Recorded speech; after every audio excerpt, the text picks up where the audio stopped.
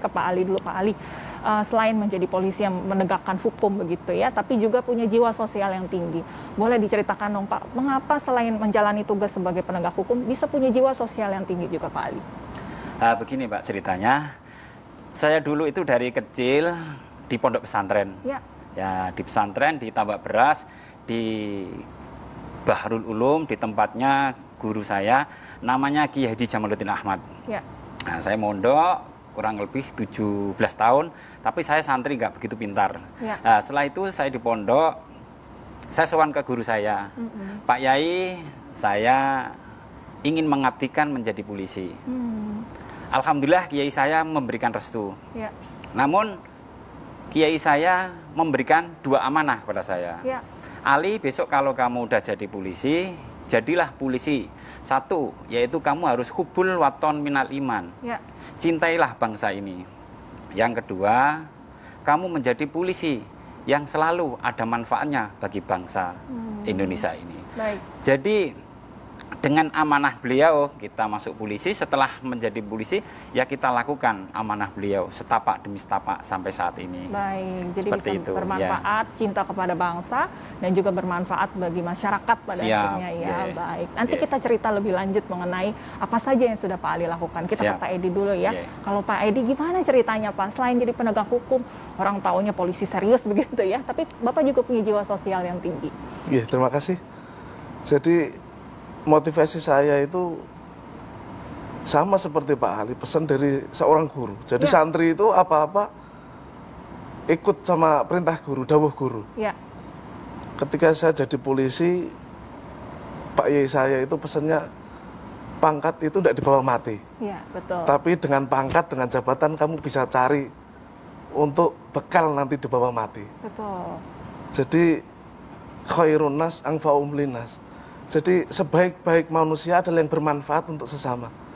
Jadi selain tanggung jawab saya sebagai seorang anggota Polri, saya juga punya tanggung jawab pada masyarakat, meneruskan perjuangan para ulama, guru-guru saya, hingga dulu perjuangan Rasulullah, seperti itu. Motivasi saya seperti itu. Baik. Jadi memang ingin menjadi orang yang bermanfaat pada akhirnya untuk masyarakat begitu ya Pak. Ya baik Pak Ali dan juga Pak Edi. Apakah dalam sumpah jabatan profesi dulu walaupun diawali dari santri kemudian jadi polisi, sebagai seorang polisi apakah ada kewajiban untuk memiliki kepedulian yang ekstra terhadap lingkungan dan masyarakat? Ya gini Mbak, jadi saya ini merasa santri juga merasa sebagai anggota polisi. Sebenarnya perintah dari kiai dan perintah dari pimpinan kepolisian itu sebenarnya hampir sama. Dari kiai juga mengharuskan selalu ada kemanfaatan kepada masyarakat. Dari kepolisian juga begitu, harus mengabdi kepada masyarakat, melindungi, mengayomi, dan memberikan senyuman kepada masyarakat seperti itu.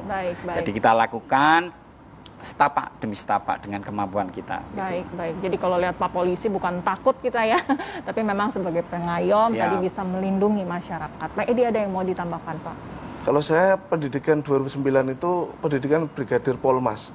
Jadi pengajar saya di SPN itu dulu menyampaikan kalau di Jepang itu polisi itu ada kucing terdampar di gendeng aja suruh ngambil. Jadi benar-benar itu diterapkan dalam kehidupan saya di kepolisian maupun di masyarakat. Permasalahan sekecil apapun di masyarakat kalau kita bisa membantu, kita bisa memberikan kemanfaatan, kenapa tidak? Walaupun itu terkadang di luar tugas kami sebagai anggota Polri. Cuman setiap saya keluar rumah, saya adalah polisi. Jadi itu adalah panggilan jiwa saya sebagai seorang anggota Polri untuk memberikan lebih di tengah masyarakat. Baik, luar biasa. Jadi tapi bukan hanya hal-hal kecil saja yang sudah dilakukan oleh Pak Edi dan juga Pak Ali. Ada hal-hal yang luar biasa pemirsa ya. Saya boleh berikan sedikit bocoran. Setelah ini kita mau bicara mengenai 13 masjid di pedalaman dan pegunungan yang kemudian dibantu dibangun oleh Pak Ali dan juga mengenai pondok pesantren yang isinya adalah mantan pelaku tindak kriminal yang dibina oleh Pak Edi. Nanti kita akan ngobrol seputar hal ini ya Pak Ali dan juga Pak Edi. Anda juga ingin tahu? Jangan kemana-mana. Coffee Break segera kembali.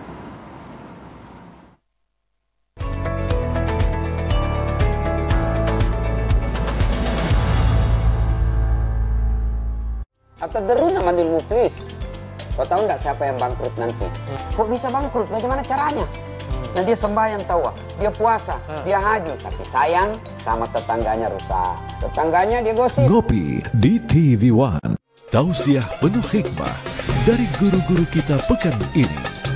Damai Indonesiaku, Sabtu, live di TV One. Kamu hentikan demonstrasi-demonstrasi mahasiswa itu. Kita terus tahu selama ini bagaimana sifat orang-orang partai ini. Mereka tidak berjuang sungguh-sungguh untuk rakyat. Menunggu penyelesaian masalah politik mengenai Gestapo PKI.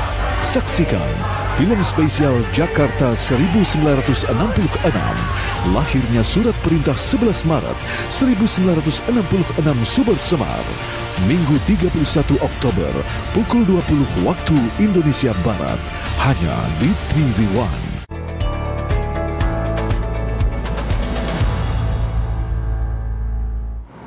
Anda kembali lagi di Coffee Break pemirsa. Pagi ini saya ditemani dua narasumber saya yang luar biasa. Ada Bapak Bribka Nur Ali Suwandi dan juga Brigadir Edi Haryono. Keduanya adalah polisi peduli sesama dan lingkungan sekitar. Kita ngobrol lagi ya Pak Edi dan juga Pak Ali. Pak Ali tadi sudah sempat diceritakan di segmen pertama ya mengenai latar belakang kenapa Bapak selain menjadi penegak hukum juga punya jiwa sosial yang tinggi untuk membantu masyarakat. Ini ada yang luar biasa, Bapak membangun 13 masjid di pedalaman dan pegunungan. Boleh cerita dong Pak bagaimana awal ceritanya Pak? Ya, itulah Mbak, yang namanya santri dan polisi, sebenarnya hampir sama. Kenapa saya membuat masjid? Karena masjid itu saya pikir sangat bagus sekali untuk masyarakat. Ya. Dan masjid itu satu, tujuan saya, karena yang saya bangun itu masjid yang berada di atas gunung dan susah simbah-simbah, kalau mau ke masjid yang lain jauh, akhirnya kita bikin masjid. Ya. Dan masjid itu kenapa saya mau bikin masjid terus? Karena masjid itu satu, memang tempat beribadah. Ya. Yang kedua, tempat silaturahmi. Yang kedua, yang selanjutnya